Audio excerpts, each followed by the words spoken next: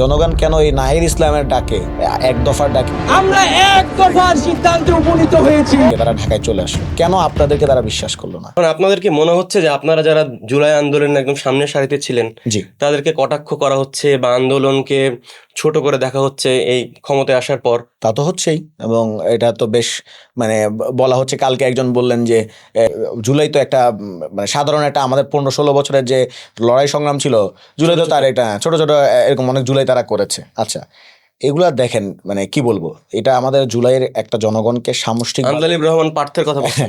সামষ্টিকভাবে জুলাই হচ্ছে আমাদের সবাইকে একসাথ করেছে, নাগরিকদেরকে, ছাত্র, শ্রমিক, জনতা, রাজনৈতিক দল সব। রাজনৈতিক দলগুলো সবাইকে একসাথ করেছে। আপনারা যে যে জুলাইগুলো করেছেন বলে আপনারা বলছেন, সেই জুলাই তো আপনাদের লোকজন আপনাদের সাথে, জনগণ তো আপনাদের সাথে মাঠে নামে নাই। জনগণ কেন মাঠে নামলো না? জনগণ কেন এই নাহির ইসলামের ডাকে, এক দফার ডাকে তারা ঢাকায় চলে আসলো? কেন আপনাদেরকে তারা বিশ্বাস করলো না? এইটা বরং আপনারা চিন্তা ভাবনা করেন। আপনারা তো অসংখ্য লড়াই সংগ্রাম করেছেন। আমি লড়াই সংগ্রামকে কোনোভাবে তিরস্কার করছি না, কটাক্ষ করছি না, ছোট করছি না।